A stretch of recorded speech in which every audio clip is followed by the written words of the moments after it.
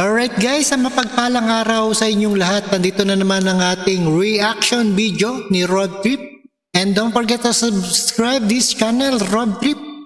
And panoorin po natin etong ni Comelec BSKE. Ayan, Barangay SK Election Campaign Period. Ipinagbabawal ng Comelec. Tandaan nyo guys, yung TikTok post at pamimigay ng ayuda bago ang barangay election. At pag nahuli, penalty kayo. Hindi napapayagan ng Commission on Election ang pamahagi ng ayuda, pati na rin ang pagsasayaw ng TikTok sa mga publiko. Ayan, napaghain na rin ang kandidatura para sa barangay ng Sangguniang Kabataan Election.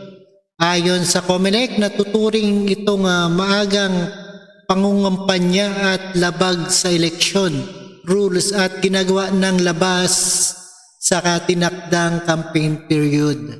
Ayan, bawal mag-TikTok at ayuda. Para sa kabataan, mahilig ang kabataan mag-TikTok. At panoorin po natin ang buong detalye dito sa UNTV. No other further ado, let's get it on! Sa mga kandidato na maagang mangangampanya para sa barangay at sangguniang kabataan elections.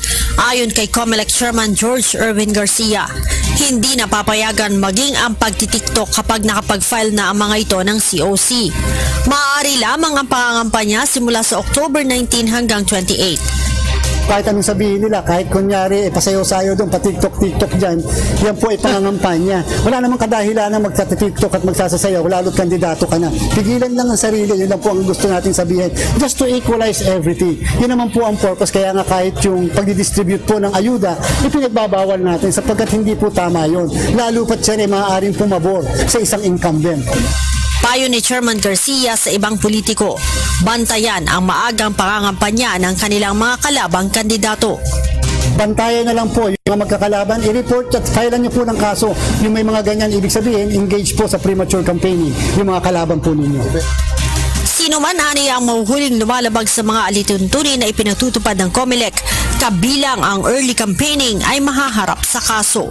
1 to 6 years imprisonment plus disqualification po sa pagtakbo. Kahit po manalo sila, the Comelec will retain jurisdiction and therefore kahit manalo sila, pwede pa rin namin silang tanggalin sa pagiging chairman, kagawad o SK o kagawad ng Sangguniang Kabataan.